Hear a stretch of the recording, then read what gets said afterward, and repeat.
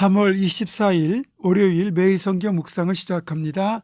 오늘 함께 나눌 말씀은 누가복음 14장 15절에서 24절입니다. 누가복음 14장 15절에서 24절의 말씀을 제가 봉독합니다.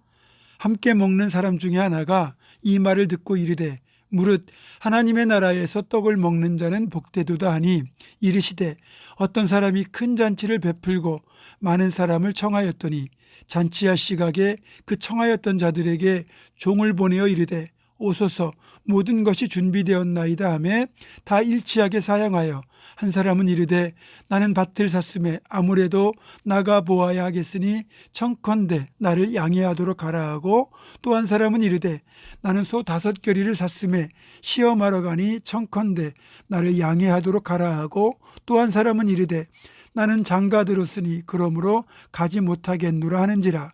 종이 돌아와 주인에게 그대로 고하니 이에 집주인이 노하여 그 종에게 이르되 빨리 시내의 거리와 골목으로 나가서 가난한 자들과 몸 불편한 자들과 맹인들과 저는 자들을 데려오라 하니라. 종이 이르되 주인이여 명하신 대로 하였으되 아직도 자리가 있나이다. 주인이 종에게 이르되 길과 산울타리 가로 나가서 사람을 강권하여 데려다가 내 집을 채우라. 내가 너희에게 말하노니 전에 청하였던 그 사람들은 하나도 내 잔치를 맛보지 못하리라 하였다 하시니라. 아멘. 주님이 어떤 바리새인 지도자의 집에 초청을 받아 식사를 하시던 중에 주님이 하시는 말씀을 듣고는 마음물리 열린 한 사람이 이렇게 말합니다. 하나님의 나라에서 떡을 먹는 사람은 복되도다. 그러자 이 사람의 말에 대하여 큰 잔치 비유를 주님이 대답으로 해주신 겁니다. 큰 잔치 비유의 내용은 이렇습니다. 어떤 사람이 큰 잔치를 베풀고 많은 사람을 청합니다.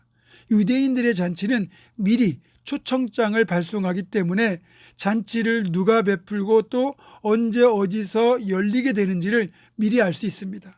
그러니까 충분히 일정과 시간을 조정해서 잔치에 참석할 수 있는 겁니다. 위급한 상황이 아니라면 초청장을 받은 사람들은 모두 잔치에 올 것이라고 봐야 되는 거죠. 그래도 혹시 잊었을까 싶어서 자기 집 종들을 보내어 초청장을 보낸 사람들에게 잔치에 오라고 그렇게 심부름을 보냈는데 예상외로 초청된 사람들이 잔치에 참석할 수 없다고 거부를 하는 겁니다. 어떤 사람은 밭을 샀으니까 밭에 가봐야 한다고 거부하고 어떤 사람은 소 5겨리를 샀으니까 시험하러 나가야 된다고 거부하고 또 한 사람은 장가 들었으니까 가지 못하겠다고 거절하는 겁니다. 물론 이들이 초청을 거부한 데는 나름 합리적인 이유가 있죠.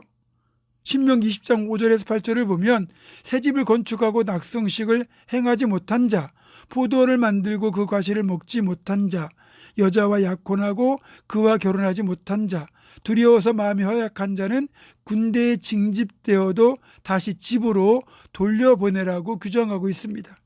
이런 예외 규정을 적극적으로 적용하다 보니까 신혼일 경우 또 소를 새로 산 경우나 밭을 산 경우에도 징집 대상에서 제외되었고 심지어는 잔치에 초청을 받고 가겠다고 대답했던 사람들까지도 자기들의 이익과 편리를 위하여 잔치에 가지 않는 무례를 범하기도 했습니다.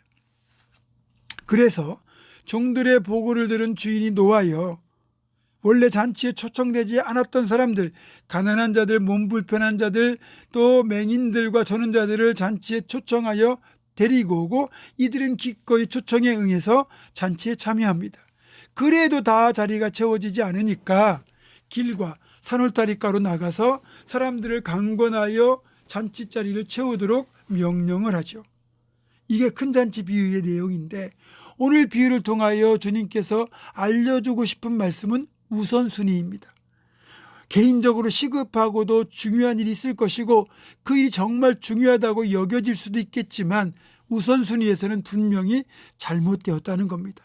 왜냐하면 우리 몸이 중요해도 몸보다 더 중요한 건 우리의 육신의 생명이고 육신의 생명보다 더 중요한 것은 우리의 영혼입니다.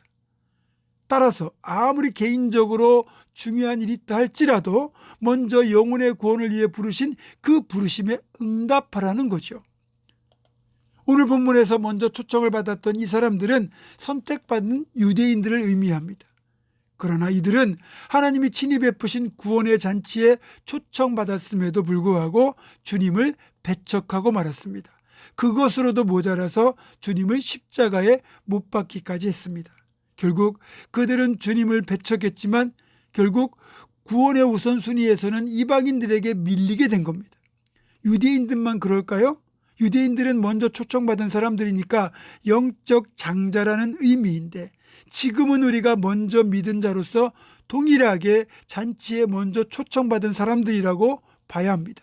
주님은 늘 천국 잔치를 베풀고 우리를 초청하고 계시는데 어느 때부턴가 첫사랑의 열정이 식고 무미건조한 신앙생활을 하고 있다면 이것은 잔치의 청함을 받고도 바쁘다는 핑계로 참석을 거절한 이 사람들과 다를 바가 없다는 겁니다.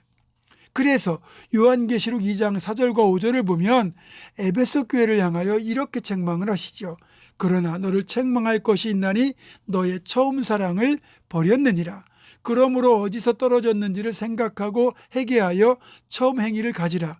만일 그리하지 아니하고 회개하지 아니하면 내가 네게 가서 내 촛대를 그 자리에서 옮기리라. 에베소 교회는 신약 시대의 영적 장자였습니다.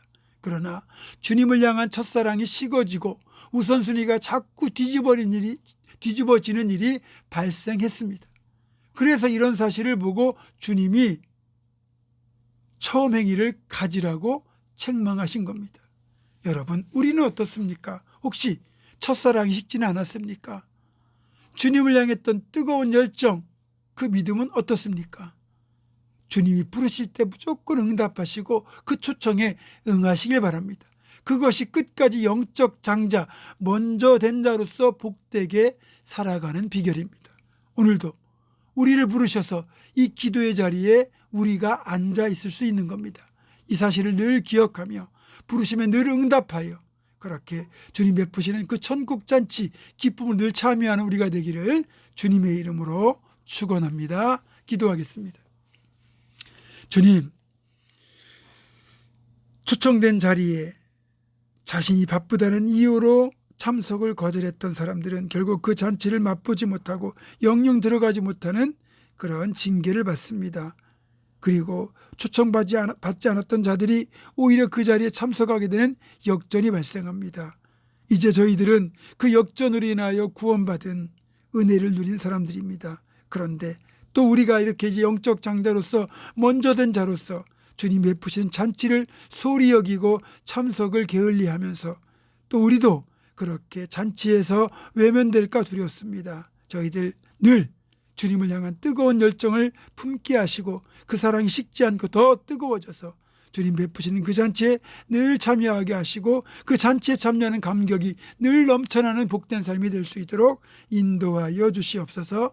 예수님의 이름으로 기도하옵고 이제는 우리 주 예수 그리스도의 은혜와 하나님의 사랑과 성령의 교통하심이 나를 부르시는 주님의 그 부르심에 늘 기쁨으로 참여할 것을 결단하는 사랑하는 모든 성도들 이들의 삶과 가정과 생업과 앞날과 우리 교회 위에 지금부터 영원토록 함께 하시옵기를 간절히 축원하옵나이다. 아멘.